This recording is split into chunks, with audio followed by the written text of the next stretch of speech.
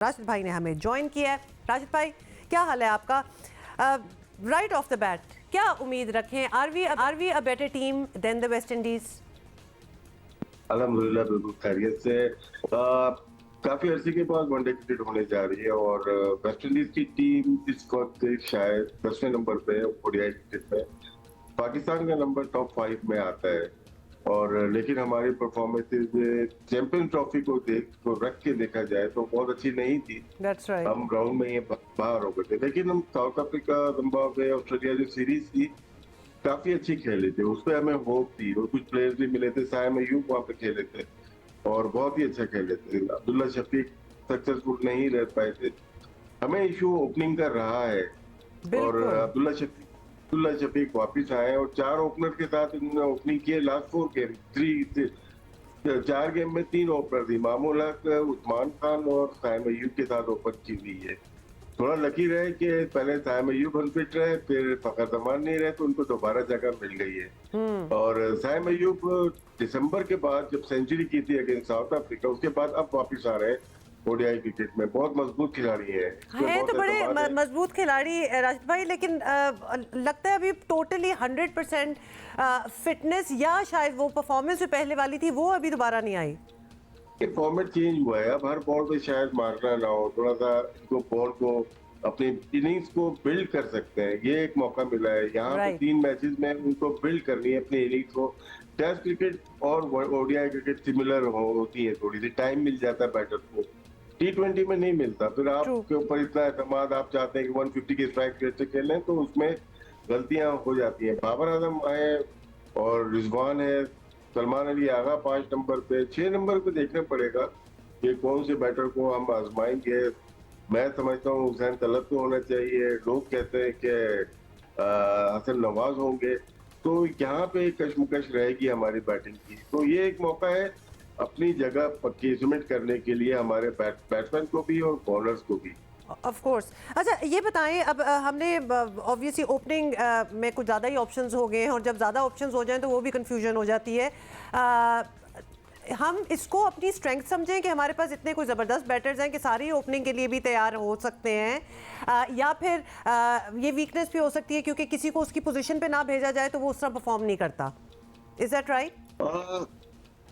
Positive sign जब होता है कि आप लगातार किसी 2 पेयर मतलब एक पेयर को आप आजमाएं।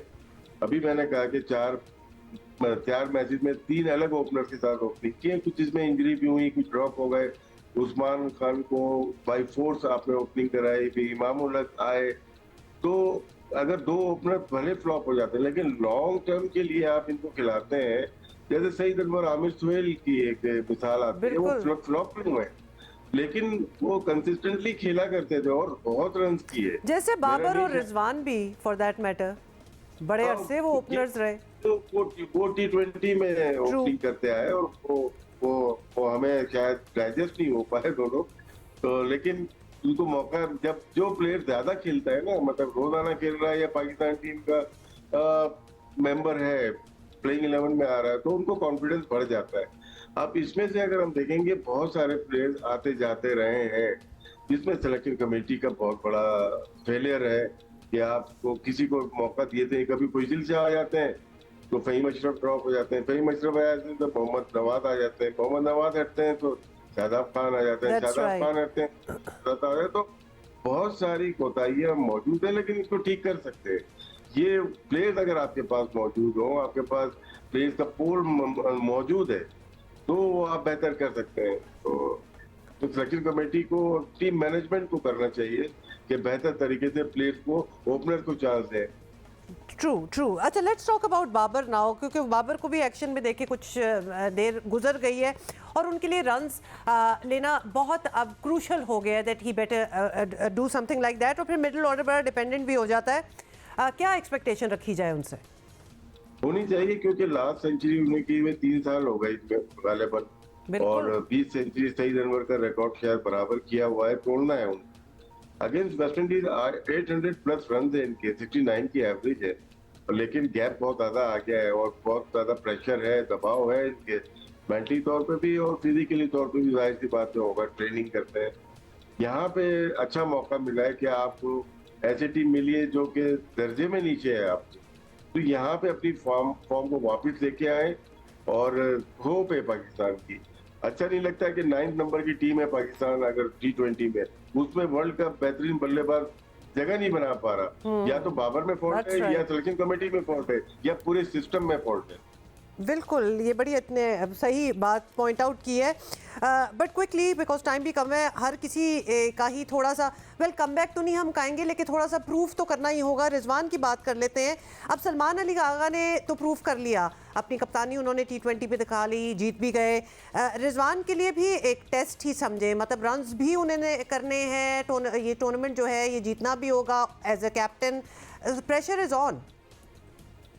रियल टेस्ट जो है ना मोहम्मद रिजवान का, एज ए विकेट कीपर भी, एज ए कैप्टन भी, बिल्कुल विकेट कीपर भी। क्योंकि मैं ये समझता हूँ कि सलमान अली आगा बेहतर कप्तान बन सकता है ओडीआई क्रिकेट में। T20 में बाई फोर्स बनाया हुआ है, मेरी ये फीलिंग है, मे बी रॉन्ग, लेकिन यहाँ पे प्रेशर जो है रिजवान के ऊपर होगा। और रिजवान प्रेशर का खिलाड़ी है, हमने देखा है जब उसके ऊपर प्रेशर पड़ा है उसने विकेट कीपिंग भी अच्छी की है और बैटिंग भी अच्छी की है। ये मेरे ख्याल में 3 ODI डिसाइड करेंगे इसकी कैप्टनसी फ्यूचर की। वेरी इंपॉर्टेंट, मतलब ऑब्वियसली उनके लिए भी बड़ा, बहुत से एक्चुअली ऐसे प्लेयर्स हैं जिनके लिए it is time to prove.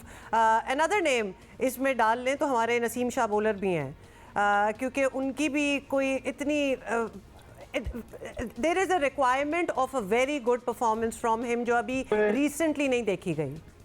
इसमें ब्लेम थोड़ा बहुत मैं अपनी मेडिकल पैनल को दूंगा, क्योंकि जब से एशिया कप में से पहले या उसमें इंजरी हुई थी इनकी शोल्डर की, उसके बाद गाय बगाए वो आते जाते रहे, वो पेस नहीं रही, वो बॉलिंग नहीं रही।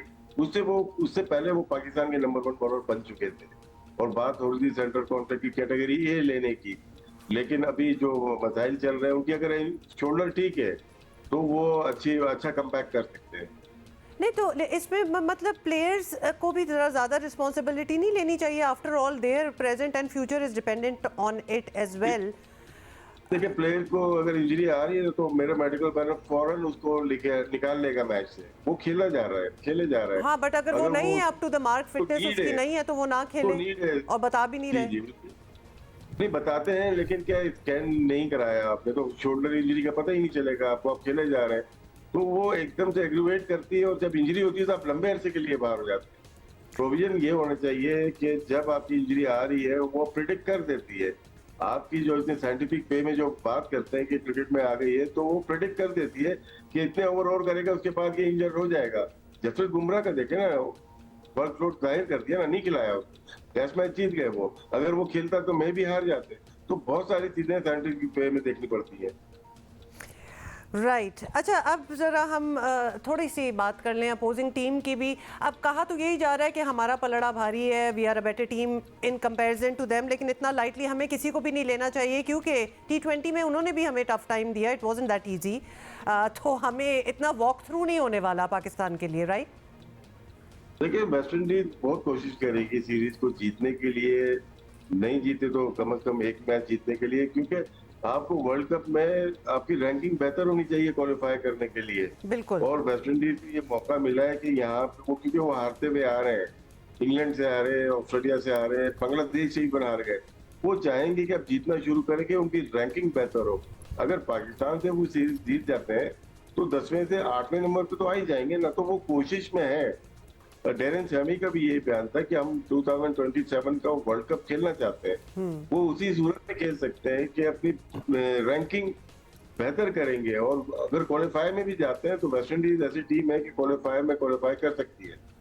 बहुत क्रूशल मैचेस हैं actually, both for West Indies and Pakistan as well. जीतना ज़रूरी है दोनों के लिए। राशिद भाई, thank you for being with us this morning, that's all the time we have. लेकिन एक और पर्सपेक्टिव हम ज़रूर लेंगे। अहमद शहजाद ने हमें ज्वाइन किया है, टेस्ट क्रिकेटर हैं अहमद। आज पाकिस्तान वेस्ट इंडीज़ की वनडे सीरीज़ शुरू हो रही है, इसके बारे में हम राशिद भाई से भी बात कर रहे थे।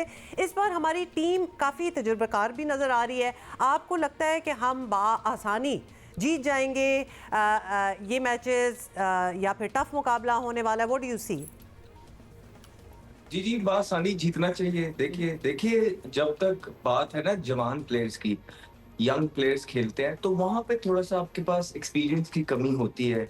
आप ये एक्सपेक्ट करते हैं कि अंडर प्रेशर सिचुएशंस के अंदर, क्योंकि एक्सपीरियंस कम होता है, कि कहीं चोक ना कर जाएं, गलतियां कर जाएं, जो पावर पॉइंट्स आते हैं एक गेम के अंदर वो शायद मिस कर दें।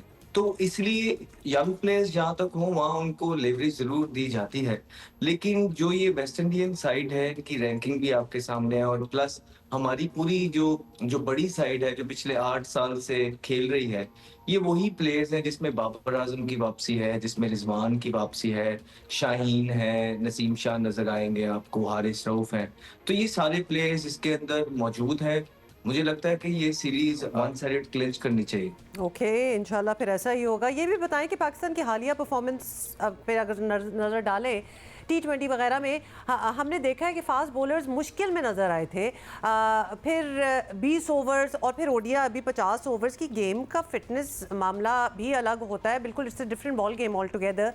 क्या इस डिपार्टमेंट पर कंसर्न हैं आप? जी बिल्कुल, कंसर्न है। अगर आप रीसेंट पास के अंदर उठा के देखेंगे कि पिछले 2-3 साल से हमारी बॉलिंग की जो परफॉर्मेंसेज हैं वो बिल्कुल बिलो पार हैं। कभी हमें नए बॉल के मसले होते हैं और कभी हमें डेथ में मसले होते हैं। फिर हमने कैप्टनसी के बड़े फ्लॉज देखे हैं इस सारे सिनेरियो में, कि जब एक बॉलर नए बॉल से पता लगता है कि अच्छी बॉलिंग कर रहा होता है तो उसको एकदम हटा दिया जाता है, और फिर जब जो डेथ में नई बॉलर होते हैं उनको लेके आ जाया जाता है। तो ये सारे मसाइल अपनी जगह मौजूद है, जिसका अनफॉर्चुनेटली पाकिस्तान क्रिकेट बोर्ड ने अभी तक कोई हल नहीं ढूंढा है। अभी रिसेंटली आप देखेंगे जब आपने कुछ सीनियर प्लेयर्स को, फास्ट बॉलर्स को ड्रॉप किया था, उसकी जगह आप लेके किनको गए? आप अहमद दानियाल को ले गए, और एक वो सलमान शाहिद लेफ्टी बॉलर थे, आप उनको ले गए। इनकी क्या परफॉर्मेंसेस थी और ये किन परफॉर्मेंसेस पे आए थे? क्या क्राइटेरिया सिर्फ ये था कि एक फ्रेंचाइज से बिलोंग करते थे जिनका जो है वो पावर के अंदर है इस टाइम? नहीं। तो जो परफॉर्मर थे, जो अली रजा था यंगस्टर जिसके लिए पूरे पाकिस्तान ने आवाज उठाई, वो कहीं नजर नहीं आया। फिर उसके बाद आप देखेंगे खुर्रम शहजाद, जो कि एक बड़े पोटेंशियल वाले बॉलर थे, और गालिबन बांग्लादेश की जो कंडीशंस थी वो उन्होंने बहुत उन्हें सूट करनी थी, वो नहीं हुआ। फिर आप देखें कि जो है मीर हमजा की पीएसएल के अंदर बड़ी परफॉर्मेंसेस थी, उनको नहीं सिलेक्ट किया गया, लेकिन जिनको सिलेक्ट किया गया उनके क्राइटेरिया का नहीं पता। शायद सिर्फ यही होता है कि ठीक है यार, ये अपना बच्चा है, इनको पाकिस्तान का स्टार दे दिया जाए, ठीक है, क्योंकि अभी अपने हाथ में चीजें हैं, इनको स्टार मिल जाए ताकि आगे इनका भला हो जाए। तो यहाँ अपना और इनका भला हो रहा है, पाकिस्तान के भले की कोई नहीं सोच रहा। तो जो करंट परफॉर्मेंसेज हमारे सीनियर बॉलिंग साइड की है वो तो बिलो पार है, लेकिन उसके साथ साथ जो जो बुरी बात है, जो कंसर्निंग पार्ट है, वो ये है कि पाकिस्तान क्रिकेट बोर्ड ने अभी तक इन लोगों की जो रिप्लेसमेंट है उस पर भी काम सही तरीके से नहीं किया। बहुत से शॉर्ट कमिंग्स डेफिनेटली हैं, उनको साइड पे रखते हुए अहमद हम उम्मीद कर सकते हैं कि ज़बरदस्त किस्म के मैचेस भी हों और हम जीतें। जीतना हमारा बड़ा ज़रूरी है। Thank you so much Ahmed Shahzad.